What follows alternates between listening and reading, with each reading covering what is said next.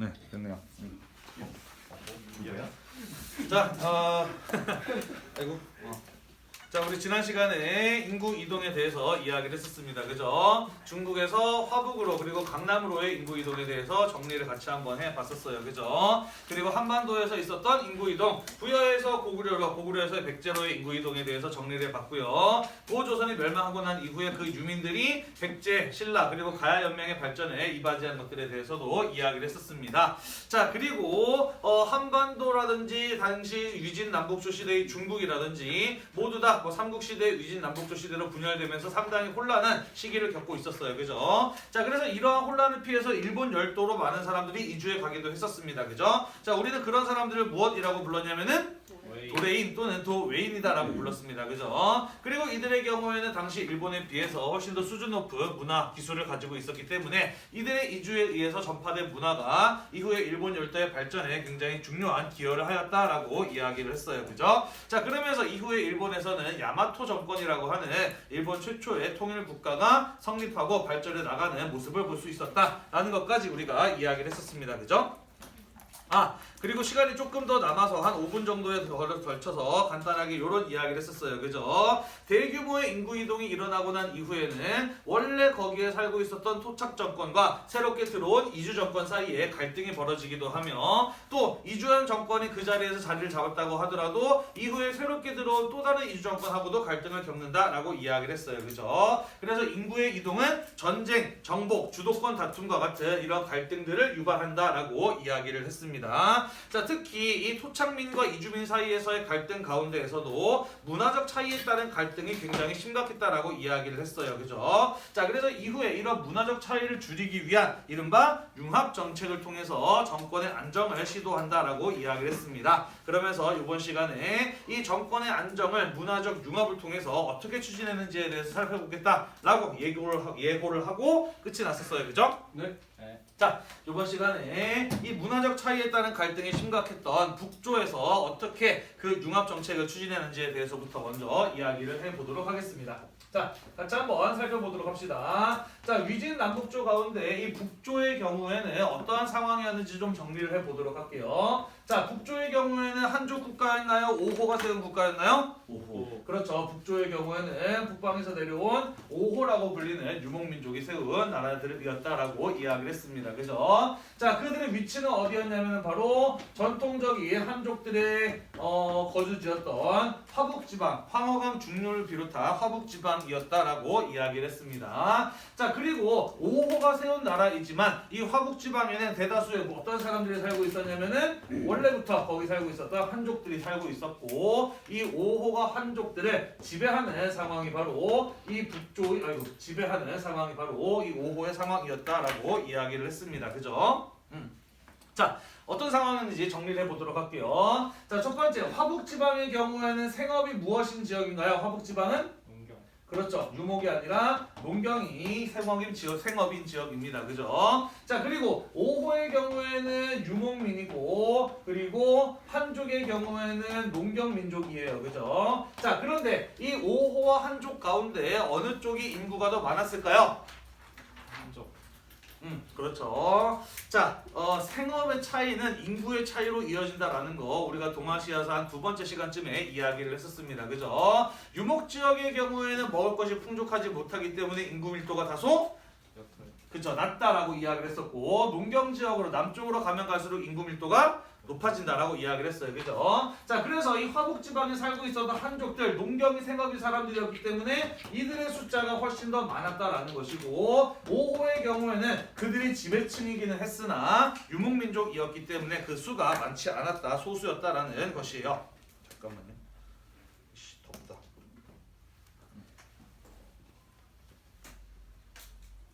소수였다라는 것입니다. 자, 그래서 이러한 상황이었기 때문에 이 문화적인 차이를 줄이기 위해서 융합 정책을 추진한다라고 한다면 누가 누구에게 맞춰줘야 되는 상황이었다라고 볼 수가 있을까? 오호가 그렇죠. 5호가 지배층이긴 했지만 한족들이 훨씬 더 숫자가 많았고, 그죠? 그들이 살고 있었던 터전 자체가 화북이라고 하는 농경 지역이었기 때문에 둘 사이의 문화적 차이에 따른 갈등을 줄이기 위해서는 비록 5호가 지배층이었지만 화북에 살고 있었던 한족들의 문화에 맞춰줄 필요가 있었다라는 것이죠. 자, 그래서 아이고 뭐 조금 떨어져 있었어도 녹음이 잘 됐겠지?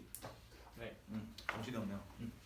자, 그래서 이런 상황이었기 때문에 5호들의 경우에는 한족과의 문화적 차이를 줄이기 위해서 그들이 한족과 유사한 또 같은 모습이 되고자 노력을 하였다라는 것입니다. 그것이 바로 5호의 한족화 추진이었다라는 것이고요. 자, 이 5호들이 한족과 같은 문화적인 모습을 갖기 위해서 노력했다라고 하는 것을 네 글자를 줄여서 무엇이라고도 부르기도 하느냐? 호한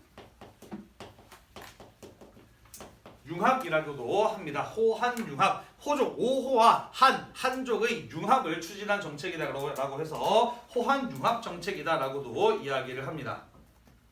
호한융합 정책이라고도 이야기를 한다라는 것이에요. 자, 그러면 이러한 호한융합 정책을 가장 성공적으로 이뤄낸 국가는 바로 어디였느냐? 그것은 바로 북위였다라는 것이죠. 자, 북위의 경우에는 5호 가운데 어떤 사람들이 세운 나라였나요? 5호 가운데? 그렇죠. 선비족이 세운 나라였어요. 그죠? 아이고. 그리고 5호는 화북지방을 장악하고 거기에서 수많은 한족들을 지배하고 있는 나라였기 때문에 이 북이 역시도 마찬가지로 선비족들이 그들의 유목민족으로서의 문화적 특징을 버리고 한족과 융합되기 위한 노력들이 필요했다라는 것입니다. 그리고 실제로 그러한 정책이 추진이 됐고 가장 성공적으로 성과를 이뤄냈었던 것 역시 이 북위였다라는 것이에요. 자, 그래서 북위의 한화 정책이 추진되었다라는 것입니다. 자, 이 북위의 한화 정책을 적극적으로 추진하였던 황제가 있습니다. 그의 이름은 무엇이냐면 바로 북위의 황제였던 효문제라고 하는 사람이었어요. 북위의 효문제가 상당히 적극적으로 강력한 한화 정책, 선비족으로서의 정체성을 버리고 한족과 같은 모습이 되기 위한 정책을 추진해 나갔다라는 것입니다. 자, 그 대표적인 사례로 교과서에서 이야기하고 있는 게 뭐냐면요. 첫 번째 밑줄 칩시다. 한족을 관리로 선발하였다라는 것이에요. 자, 효문제가 한족을 관리로 선발했다라고 하는 것은 그 이전에 5호의 국가들에서는 한족들을 관리로 선발했다라는 거예요? 안 했다라는 거예요? 그죠? 하지 않았다라는 거예요. 그죠? 자, 과거 이 근현대와 같은 과거 사회에서 관리가 된다라고 하는 것은 무엇을 의미하는 것이냐? 국가 통치에 참여한다라는 것이고 출세를 이룬다라는 것이고 자신의 어떤 정치적인 욕구를 해소시킴으로써 지배층이 된다라고 하는 것을 의미한다라는 거예요. 다시 말해서 그 이전까지는 한족들이 지배층이 되는 것을 허용했다, 허용하지 않았다? 허용하지 않았다. 그렇죠. 허용하지 않았다라는 거예요. 그죠? 하지만 이제 한족들을 관리로 선발함으로써 그들의 출세 욕구, 정치에 참여하고자 하는 욕구를 해소시켜 줌으로써 한족들 역시 북위의 통치에 참여시킴으로써 그들이 가지고 있었던 민족적인 차별에 대한 불만 이런 것들을 줄일 수 있었다라는 것입니다. 이해되시나요? 네, 특히 이렇게 함으로써 북위의 국력이 성장하는 데도 상당히 도움이 되죠. 왜 그럴까요? 원래 그 땅을 통치하고 있던 사람이 통치하고 그렇죠. 노하우가 있다. 그런 것도 맞는 말이죠. 또 한족들 가운데 능력 있는 사람들을 인재로 뽑아서 쓸 수 있는 겁니다. 그죠? 그렇기 때문에 인재의 풀이 넓어지기 때문에 훨씬 더 능력 있는 사람들의 숫자도 많이 늘어나서 그들을 관리로 활용함으로써 북위의 통치체제도 안정될 수 있었다라고 볼 수가 있는 것이죠. 그죠? 자, 두 번째 교과서에서 또 무엇을 이야기하고 있냐면요. 밑줄 칩시다. 수도를 러양으로 천도를 하게 됩니다. 수도를 러양으로 천도를 하게 돼요. 자, 원래 북위의 수도는 어디였냐면은 평성이라고 하는 것이었는데 거기에서 수도를 러양으로 옮겼다라고 하는 건데 러양은 한자로 쓰자면은 낙양에 해당합니다. 들어봤나요, 낙양? 네, 삼국지 좋아하는 사람 또 중국사에 대해 조금 관심 있는 사람들은 많이 들어봤을 거예요. 그죠? 자, 낙양의 경우에는 후한의 수도였고 그리고 이후에 위나라 그리고 서진의 수도였던 곳이 바로 이 낙양이라고 하는 곳입니다. 평성은요? 들어본 적 있나요? 네. 언제 들어봤지? 평성했지. 그렇죠. 한 고조 유방이 묵특하고 싸워서 패해서 포위당했다가 간신히 탈출한 곳이 바로 이 평성이라고 하는 곳이었어요. 그죠? 원래 낙양보다 훨씬 더 북쪽에 있는 곳이었고 유목민의 침략을 막기 위한 기지로 활용되었던 것이 바로 이 평성이라고 하는 곳이었어요. 다시 말해서 농경민보다 훨씬 더 어떠한 사람들에게 친숙한 장소였다. 그렇죠. 유목민들에게 훨씬 더 친숙한 장소였다라는 것이죠. 자, 그래서 이 유목민들의 삶의 터전이었던 평성 지역에서 수도를 러양, 낙양으로 옮겼다라고 하는 것은 무엇을 의미하는 것이냐? 지금부터 북이는 유목국가가 아니라 이러한 전통적인 한족의 국가로 변하겠다라고 하는 것을 선언한 것이나 다를 바가 없었다라는 것이에요. 이해되나요?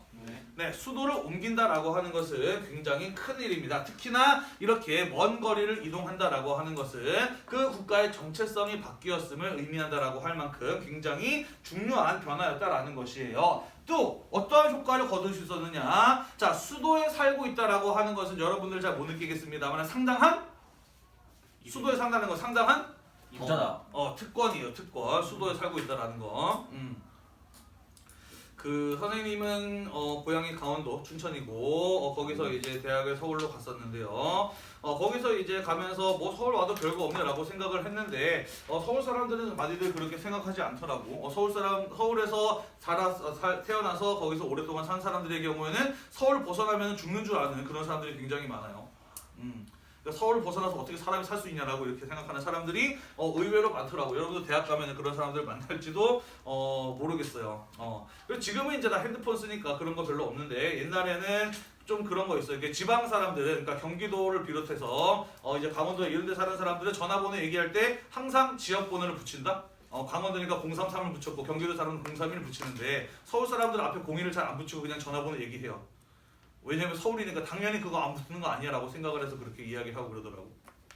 네, 아무튼 여러분들 잘 못 느끼고 있을 텐데 아무튼 수도에 산다라고 하는 것은 상당한 특권이고요. 그리고 실제로 수도에 살고 있는 사람들은 그러한 특권들을 상당히 많이 느끼고 있다라고 합니다. 북한 같은 경우에도 평양에 산다는 것 자체가 굉장한 특권이라고 하는 얘기 들어본 적 있지 않나요? 그죠? 그리고 우리나라 같은 경우에도 지나치게 수도권에 많은 인구가 밀집되어서 집값이 너무 높아져서 수도를 옮겨서 좀 그런 걸 분산시키려고 과거 노무현 정권 때 세종시를 옮기려고 했었지만 이 서울에서 가장 엄청나게 반발이 심했었죠. 그죠? 수도에 산다는 특권을 버리고 싶지 않았던 겁니다. 그죠? 그래서 결국에 수도는 옮기지 못하고 주요 정부 청사들만 지금 세종시로 옮겨가는 그런 상황이잖아요. 그죠? 자, 그렇기 때문에 수도를 여기에서 여기로 옮겼다라고 하는 것은 누구에게 그 수도에 산다는 특권을 줬다라는 의미가 될까요? 그렇죠. 여기 살고 있는 절대 다수의 한족들에게 수도에 사는 사람이라고 하는 특권을 준다라는 의미인 것이에요. 그죠? 그렇게 함으로써 오호와 한족 간에 벌어질 수 있는 문화적 차이에 따른 갈등, 민족 간의 갈등을 줄이는 데에도 상당히 도움이 되었다라고 볼 수가 있다라는 겁니다. 뭐 연도를 쓸까요? 뭐 써놨지? 493년에 수도를 옮겼습니다. 자, 그 외에도 이 효문제가 어떠한 방식으로 한화 정책을 추진했는지 그 사례를 좀 보도록 할게요. 자, 나와 다른 민족이면은 뭐가 다를까요? 언어가 달라요. 또 문화 다 통틀어서 문화니까 세부적으로 들어갑시다. 의식주가 다르죠. 옷 입는 게 다르고 먹고 사는 게 다르고 또 생각이 다를 수도 있죠. 그리고 말도 달라요. 언어 얘기했잖아.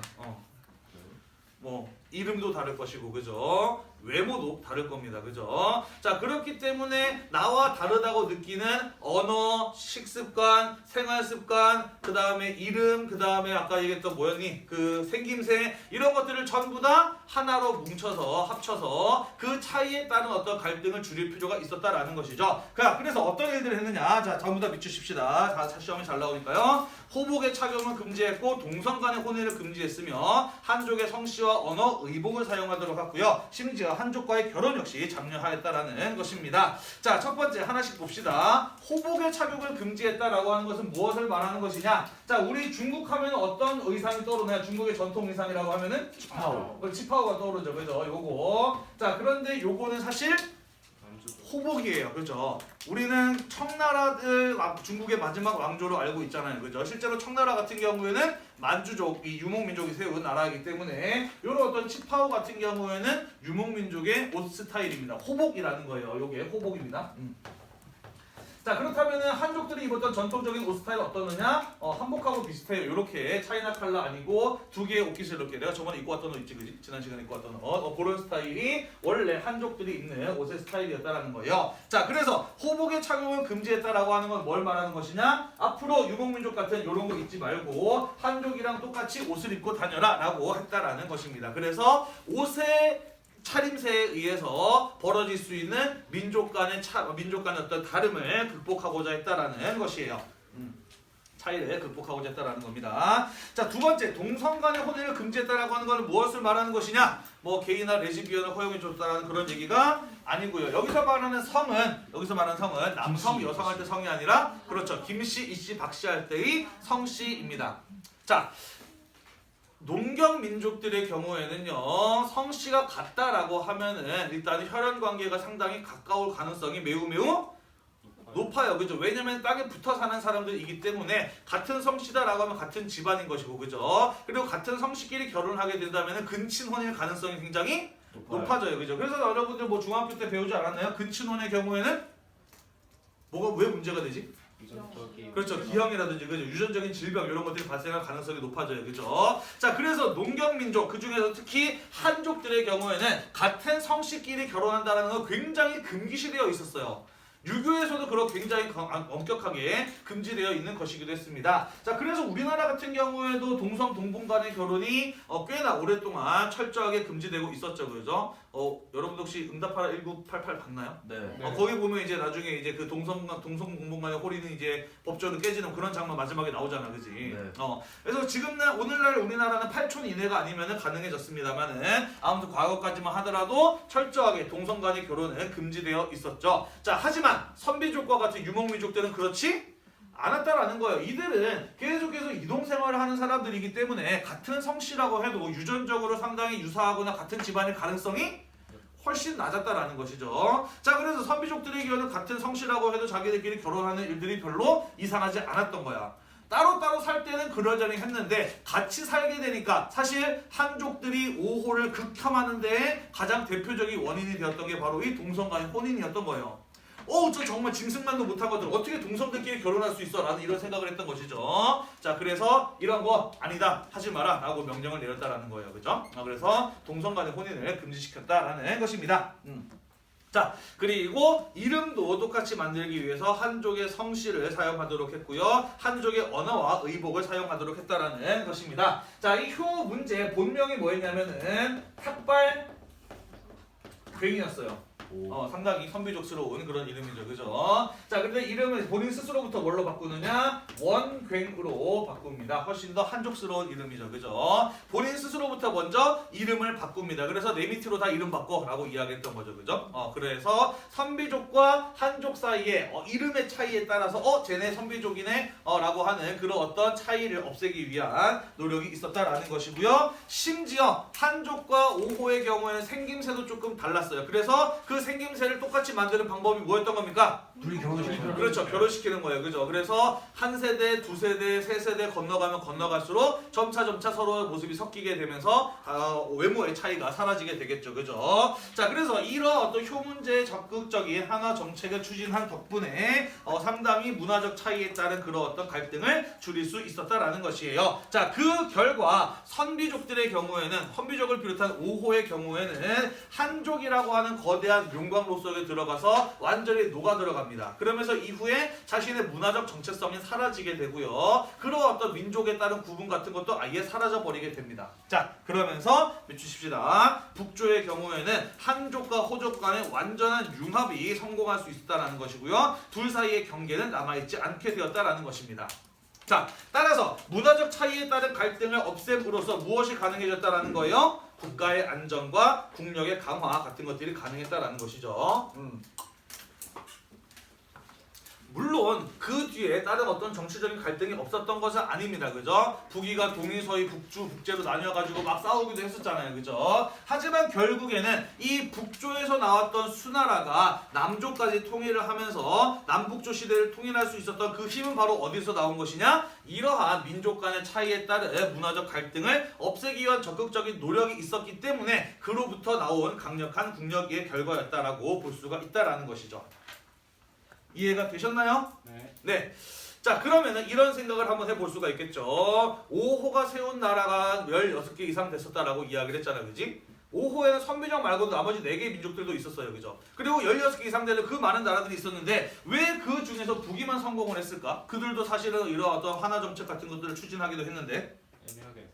응? 애매하게. 애매하게 해서 왜 애매하게 했을까? 자신들의 정체성을 버리는 게 힘든. 그렇죠. 사실은 이런 문화적 융합이라고 하는 게 우리가 이렇게 볼 때는 그래가지고 이제 문화적 차이가 없어서 융합을 했구나 라고 생각할 수 있지만 사실은 그야말로 뼈를 깎는 노력이 필요했다라는 것이에요. 예를 들어 볼까요? 우리나라에서 원자력 발전소가 폭발하게 되면서 한반도가 더 이상 사람이 살 수 없는 땅이 되어버렸어요. 자, 그래서 우리나라 사람들이 다 같이 배랑 비행기를 타고 아프리카에 사람이 많이 살지 않는 어느 지역으로 가서 집단 이주를 하기로 했습니다. 그래서 우리는 아프리카로 비행기를 타고 배를 타고 다 같이 이사를 갔어요. 자, 그래서 아프리카에서 살게 되었는데 원래 거기 살고 있었던 아프리카 원주민들하고 한국 사람들하고 언어도 다르고 생김새도 다르고 문화도 달라가지고 문화적 차이에 따른 갈등을 겪게 됐습니다. 자, 그래서 우리나라 대통령이 문화적 차이에 따른 갈등이 너무 심각해서 안 되겠다. 우리 지금부터 한국인의 이름을 버리고 아프리카인의 이름을 써라. 한국인의 언어를 버리고 아프리카인의 언어를 사용해라. 한국 사람들끼리 결혼하지 말고 무조건 결혼은 아프리카 사람들이랑 해라. 라고 하면 할 거예요? 아니요. 안 하겠죠. 그죠? 이건 엄청나게 자기의 많은 것들을 포기해야 되는 것들입니다. 그죠? 사실은 지배층으로서 이러한 선택을 한다는 것이 정말 쉽지 않았던 일인 겁니다. 그죠? 어찌 보면은 왜 북이만 성공했냐라는 것이 이상한 것이 아니라 북이가 성공한 것 자체가 굉장히 희귀하고 어려운 일이었다라고 볼 수가 있다라는 것이죠. 이 얘기할 때마다 선생님이 같이 이제 언급하는 사례가 있는데 이런 거예요. 여러분들 치약을 짤 때 배부터 눌러잖아요. 끝에부터 눌러잖아요. 위부터. 위에서부터 눌러 짠다고? 네. 밑에서부터 하자. 밑에서부터 짜지 않나? 입구가 있으면은 반대쪽부터 짜지 않아? 위에서. 여기서부터 짜요? 여기서 쭉 짜는데. 그런 사람도 있죠. 또 밑에서부터 짜는 사람도 있지 않나요? 네, 맞아요. 네, 아무튼 선생님은 치약은 끝에서부터 이렇게 짜야 나중에 이렇게 막 밀어가지고 한꺼번에 안 하고, 그지? 처음부터 끝까지 깔끔하게 다 쓸 수 있다라고 생각을 하고 그게 너무나 당연한 상식이라고 생각을 했거든요. 그런데 결혼을 했는데 우리 집사람은 치약을 중간에서부터 짜서 쓰는 거야. 그건 중간부터 짜지 않아요? 그래, 이런 사람도 있다니까. 그러니까 위에서. 나는 밑에서부터 짜는 게 너무나 당연하다고 생각하는데 세상에 중간에서부터 짜는 사람이 있는 거야. 그래가지고 내가 몇 번을 얘기했어. 야, 치약은 끝에서부터 짜가지고 써야지. 중간에 저기 남지 않고 끝까지 잘 쓸 수 있다라고 이야기했더니, 야, 이렇게 중간에서부터 눌러 쓰다가 마지막에 한 번 눌렀으면 이제 남자 새끼가 그런 거 가지고 별거 치사하게 다 이렇게 잔소리를 하네? 라고 이러는 거예요. 그래? 알았어. 그럼 그럴 수도 있다라고 생각을 했어요. 그런데 더 참기 어려웠던 건 뭐였냐면은, 자, 여러분들 화장실에 들어가서 이제 대변을 볼 때, 내가 똥을 싸고서는 이제 뒤처리를 다 했을 때 휴지가 떨어졌으면은 끝난 사람이, 자기가 이제 마지막 휴지 쓴 사람이 새로운 휴지를 갈아 넣어야 되는 거 아니야? 맞죠? 네. 이게 너무 당연한 거지. 이거 너무 당연한 거지, 그지? 네. 그런데 내가 늘 화장실에 들어가서 똥을 싸다가 몇 번이나 이렇게 휴지를 딱 잡았는데 휴지가 없어요. 없는 거야, 그지? 그래가지고 내가 그것 때문에 집사람한테 몇 번이나 얘기를 했어. 야, 똥 싸다가 네가 휴지 다 썼으면 휴지 당연히 채워놔야 되는 거 아니야? 라고 이야기했더니 집사람 어이없어 하면서 뭐라 그랬느냐? 똥 싸기 전에 휴지가 있는지 없는지부터 확인하는 게 먼저 아니야? 라고 이야기하는 거예요. 우리 엄마 같다. 어머니께서 그러세요? 네. 아무튼 그래서 그것 때문에 많이 싸우다가 결국에는 선생님도 적응해서 살고 있긴 한데요. 이런 생각이 들었어요. 같은 언어와 문화를 가지고 있는 두 사람이 만나서 결혼을 한 겁니다. 그죠? 이 사람들은, 이 두 사람은 같은 교육을 받았고, 그죠? 같은 나라 사람이기도 해요. 그죠? 그런 사람들끼리 결혼을 했어도 이러한 어떤 각자의 환경에 따라서 가지고 있는 문화적 차이에 따른 갈등을 겪었어. 그지? 심지어 사랑해서 만난 사람들끼리인데도, 그죠? 그럼에도 불구하고 이러한 갈등을 겪었는데 당시 5호 한족들의 갈등은 얼마나 심각했을까를 생각해 보면은 이들이 굉장히 어려운 그런 어떤 융합의 정책을 결국에는 성공해냈구나라고 하는 것을 이해할 수 있을 거라고 생각을 해요. 자, 원래 사람이 나와 다른 모습을 보고 두려워하고 그것을 혐오하는 것은 자연스러운 본성이라고도 이야기를 합니다. 원시인들이 낯선 처음 보는 동물이나 식물을 만났을 때 그것에 친숙함을 느끼는 게 생존 확률이 높겠니? 두려움과 낯섦을 느끼는 게 생존 확률이 높겠니? 그렇죠. 모르는 걸 봤을 때 일단은 두려워하고 싫어해야지 당연히 생존 확률이 높아지죠. 그죠? 그러면서 인간은 내가 잘 모르는, 나에게 친숙하지 않은 것에 대해서 낯설고 두렵고 그것을 싫어하는 그런 어떤 본성이 자연스럽게 진화의 과정에서 생겨났다라고도 이야기를 합니다. 자, 그런데 우리는 오늘날 국제 교류가 상당히 활발하게 이루어지고 있는 다문화 사회에 살고 있어요. 그죠? 우리나라뿐만 아니라 외국에서도 마찬가지죠. 그죠? 그래서 이제 그러한 어떤 인간의 자연스러운 본성을 좀 극복을 하기 위한 노력들이 필요한데 지난번에도 수업 시간에 이야기했습니다만은 종종 이렇게 미국이라든지 유럽에서 들려오는 인종 차별이라든지 동아시아계 사람들에 대한 어떤 폭력이라든지 이런 것들을 보면은 아직도 뭐랄까 인간은 그 원시인 상태에서 크게 벗어나지 못하고 있는 것이 아닐까. 더 많은 의식의 변화를 위한 노력이 필요하지 않을까. 우리는 이 북위의 적극적인 한화 정책을 보면서 우리에게 현재 필요한 노력이 무엇일까 이런 것들을 함께 좀 고민해 볼 필요가 있지 않을까 하는 생각을 가져보았습니다. 네, 세상에 화장실 가기 전에 휴지가 있는지 없는지부터 먼저 봐야 된다고 하는 사람이 우리 집사람 말고 또 다른 사람들도 있었구나. 치약을 중간부터 짜고 심지어 앞에서부터 짜는 사람도 있었네. 참 세상은 넓고 다양한 사람들이 많이 살고 있군요. 자, 정가에 끝내는 거 맞죠? 네. 12페이지까지 하면 되겠네. 같이 한번 봅시다. 자, 남조 쪽으로 가보도록 할게요. 남조에서는 인구 이동 이후에 어떤 일이 벌어졌느냐. 화북에서 온 이주민과 강남 지역에 원래 살고 있었던 토착민 사이에 융합이 이루어지기 위한 노력이 있었는데요. 그 결과 이러한 일이 벌어지게 됩니다. 밑줄 칩시다. 강남 개발이 진전된다라는 것이죠. 자, 알다시피 이 강남 지방의 경우에는 가장 먼저 쌀이 생산된 지역이에요. 그죠? 물이 많고 날씨가 따뜻해서 농사짓기 상당히 유리한 조건을 갖추고 있었습니다. 다만 문제는 무엇이었냐면은 밑줄 칠게요. 물이 많아도 너무 많아요. 그렇죠. 너무 많았다라는 거예요. 그죠? 원래 이 쌀이라고 하는 거, 벼라고 하는 작물은 늪에서 자라는 거다라고 이야기를 했잖아. 그지? 많은 한족들이 화북에서 강남으로 이동을 해 갔는데 당연히 그러다 보니까 원래 살던 사람들보다 더 많은 인구가 늘어나게 되면서 사람이 살기 위한 땅이 더 많이 필요해지게 되었겠죠. 그죠? 자, 하지만 당시 강남에는 이 늪지대가 너무나 많아서 지나치게 물이 많은 땅들이 많아서 그 많은 인구를 수용할 수 있을 만한 땅들이 충분하지 못했다라는 것이죠. 자, 그래서 어떤 일이 벌어지게 되느냐? 화북에서 강남으로 이주해간 한족들에 의해서 창장갑 이남 지역에 대한 개발이 이루어지게 됩니다. 그게 가능했던 이유는 무엇이냐? 많은 한족들이 강남으로 내려오게 되면서 풍부한 노동력을 확보했을 뿐만 아니라 밑줄 칩시다. 선진적인 토목 기술이 전파되었기 때문이에요. 토목 기술이 뭔가요? 나무로. 그렇죠. 땅 파고, 그죠? 다리 만들고, 이제 건물 만드는 거 외에 다른 이제, 땅을 잘 이렇게 인간이 살 수 있는 땅으로 바꾸는 그런 기술을 가지고 토목 기술이라고 이야기를 하죠. 자, 화북에서는 상당히 수준 높은 토목 기술을 가지고 있었습니다. 왜냐면은요, 황허강이 워낙 자주 범람을 했기 때문이에요. 그래서 황허강에서 이 물을 다루는 기술은 일찍부터 발전해 왔습니다. 그리고 화북에서 강남으로 이주해간 한족들에 의해서 그 뛰어난 물을 다루는 기술이 전파되었던 것이죠. 자, 그러면서 밑줄 칩시다. 강남 지역이 본격적으로 개발이 되면서 농업 생산력이 발전하게 됩니다. 수많은 너무나 지나치게 물이 많았던 강남 지역의 물을 효과적으로 컨트롤하면서 사람이 살 수 있는 땅들을 많이 확보하는 것과 더불어서 농경지를 점차 넓혀 나감에 따라 농업 생산력이 발전하게 되었다라는 것입니다. 자, 그래서 이 강남 지역의 경우에는요, 화북의 한족들이 강남으로 이주해서 거기서 개발을 한 결과 이후에 점차 중국의 경제 중심지로 발전을 해 나가게 됩니다.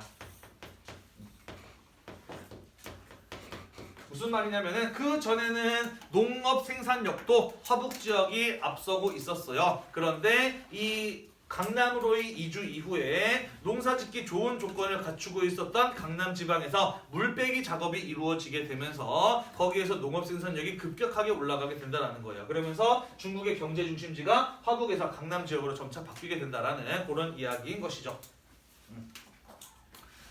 자, 아무튼 그랬습니다.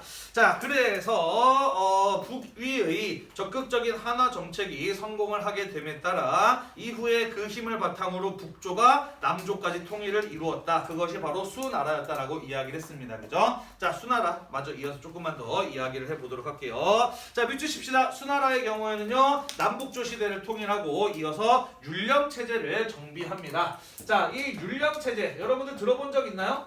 네. 한국사 시간에 들어봤죠, 그죠? 고구려는 소수리망, 백제는 고이왕, 신라는 선동이요. 버풍왕이 율령을 반포했다. 이런 거 아니었어요? 외운 기억이 나죠, 그죠? 기억은 안 나지만, 그지? 불교의 공인은 고구려 소스리만. 소수리만 백제, 운조왕. 네 침료왕, 그리고 신라 버풍왕, 소고법, 소치법 뭐 이런 거 아니었나? 네 아무튼 그래서 그죠? 율령이란 말을 들어본 적은 있을 겁니다, 그죠? 자, 율령 체제라고 하는 것은 무엇이냐면은요, 이것은 중앙 집권적인 법과 제도를 말합니다. 그리고 그러한 중앙 집권적 법과 제도에 의해서 만들어진 통치 체제를 율령 체제라고 이야기를 해요. 상당히 잘 만들어진 국가의 시스템이었고요. 이후에 이것이 너무나도 잘 만들어진 것이었기 때문에 동아시아 각국으로 전파되면서 율령 체제를 갖추어 나가게 됩니다. 우리가 한국사 시간에 배웠던 소수리왕, 고이왕, 버풍왕 이런 사람들도 다 이 수나라 당나라 때 만들어졌던 율령 체제를 받아들여서 자기 것으로 소화해냈던 그런 사람들이라고 보면 되거든요. 나중에 율령이라고 하는 것은 다른 단원에서 꽤나 자세하게 다룰 겁니다. 자, 아무튼 굉장히 잘 만들어진 중앙집권적 법과 제도를 정비한 것은 바로 수나라 때부터였다라는 것이에요. 자, 그래서 수나라는 상당한 강국으로 발전한 가능성을 가지고 있었습니다. 남북조 시대를 통일했을 뿐만 아니라 이러한 우수한 통치 체제를 갖추고 있었기 때문에 상당한 강국으로 성장할 가능성을 가지고 있었는데, 대운하의 건설이라든지 고구려 침공의 실패 등으로 인해서 수나라의 경우에는 중국을 통일한 지 얼마 지나지 않아서 대략 한 30년 정도 만에 멸망을 해버리고 말죠. 자, 왜 수나라는 대운하를 만들고 고구려를 침공을 했을까? 그 까닭은 무엇일까요? 지도를 그려서 간단하게 설명을 해보도록 하겠습니다. 자, 일단 어떠한 상황이었느냐? 자, 당시에 수나라는 위진 남북조 시대로 분열되어 있었던 중국을 통일했어요. 그죠? 그리고 여러 차례 이야기합니다만은 중국이 분열되어 있을 때 주변 국가들은 어떠한 모습을 보인다고 했나요? 번창한다. 성장하는 모습을 보인다 그랬어요. 그죠? 자, 우리가 알고 있는 이 고구려라는 나라가 그렇게 강력한 나라로 성장할 수 있었던 것 역시 위진 남북조 시대의 분열 덕분이었다라고도 볼 수 있다라고 이야기를 했어요. 자, 그리고 이 북쪽에는 돌궐이라고 불리는 새로운 유목민족들이 꽤나 큰 세력을 형성하고 있었습니다. 오호가 빠지고 난 이후에 동아시아 유목 지역의 새로운 패권을 장악한 이들이 바로 이 돌궐이라고 하는 이들이었다라는 것이죠. 자, 따라서 수나라나 당나라 모두 어디에다가 군사력의 핵심을 둘 필요가 있었느냐? 바로 그렇죠. 이 동북 쪽에다가 군사력의 핵심을 둘 필요가 있었다라는 것이죠. 자, 한편 수나라, 당나라의 경우에는 남조에서 나온 나라예요? 북조에서 나온 나라예요? 북조입니다. 그죠? 그렇기 때문에 수도가 어디였어요? 화북, 강남? 화북이었습니다. 자, 그래서 정치의 중심지는 이 황허강 유역이었다라는 것이죠. 자, 그런데 이 한족들이 강남으로 이주하고 난 이후에 점차 강남 지역이 경제 중심지로 발전하였다라고 이야기를 했잖아요. 그죠? 자, 그렇기 때문에 당시 농업 생산력의 중심은 바로 이 강남 지역이었었다라는 것입니다. 자, 다시 말해서 어떤 상황이었냐면요. 쌀을 먹을 사람들은 남쪽으로 와라. 여기 있는데, 그치? 쌀은 어디서 많이 생산되고 있었던 거예요? 강남. 강남에서 많이 생산되고 있었던 겁니다. 그러니까 쌀을 무엇할 필요가 있었어요? 운반할 필요가 있었어요. 그죠? 자, 그런데 당시는 배는 있긴 했습니다만은 기차라든지 비행기라든지 아니면 트럭이라든지 이런 게 없다 보니까 쌀과 같이 무겁고 많은 양의 식량을 한꺼번에 실어 나갈 수 있는 가장 효과적인 운송 수단은 바로 배였던 것이죠. 물론 소 쓰기도 합니다. 소도 쓰기도 하는데 소를 다 쓸 수는 없잖아, 그렇지? 배가 가장 효과적인 운송 수단이었는데 문제는 뭐냐면은 중국의 강들은 어디에서 어디로 흘러요? 위에서 아래로. 남에서 북으로 흐르나요? 아니요. 서에서 동으로. 동으로 흐릅니다. 그죠? 그래서 식량은 어떻게 운반해야 돼?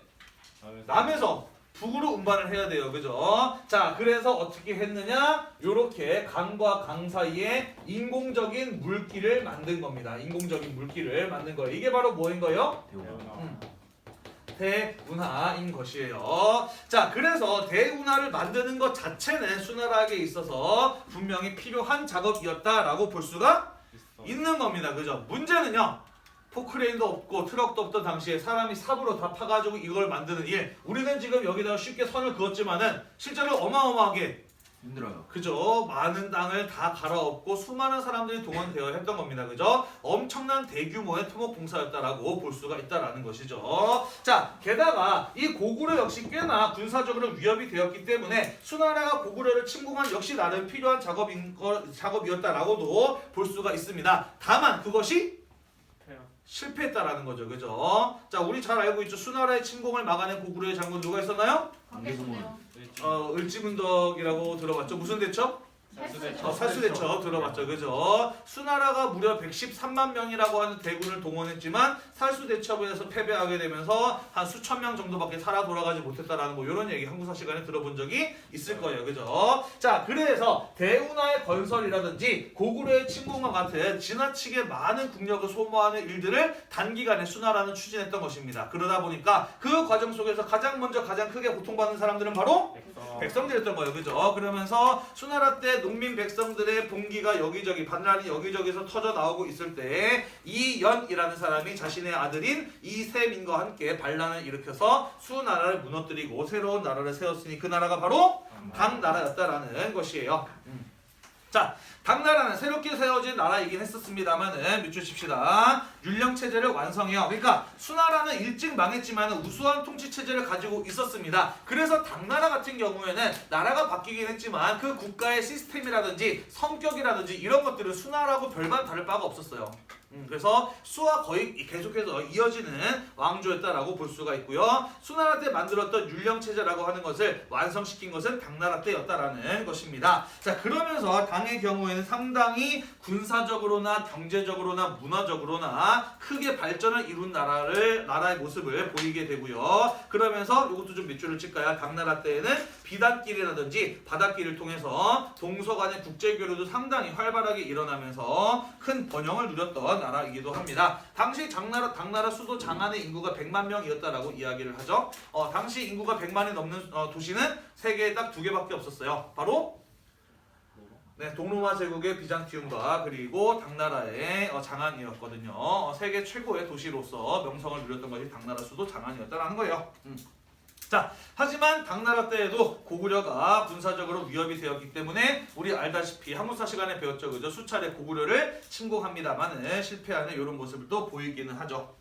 자, 그래서 선생님이 수업 시간에 여러 차례 이야기했습니다만은 중국이 통일되었을 때는 주변 국가와 민족에 대해서 압박을 가하는 모습을 보인다라고 이야기를 했어요. 그죠? 수당의 경우에는 통일 왕조였기 때문에 밑줄 칩시다. 한족 거주지 이외의 지역까지 지배하려는 그런 어떤 시도를 보였던 것이고요. 그래서 북쪽에 있었던 돌거리라고 하는 유목국가와 전쟁을 하면서 중앙아시아까지 진출하는 일이 벌어졌었던 것이고요. 수차례 고구려를 침공했으나 실패하게 됩니다. 그죠? 그러면서 결국에는 나당의 연합이 이루어지게 되고 이 백제와 고구려와 싸우는 데 있어서 신라와의 연합을 통해서 삼국 통일 전쟁에 개입을 하는 이런 모습이 보이는 것 역시 당이 통일 왕조였기 때문이었다라고 볼 수가 있다라는 것입니다.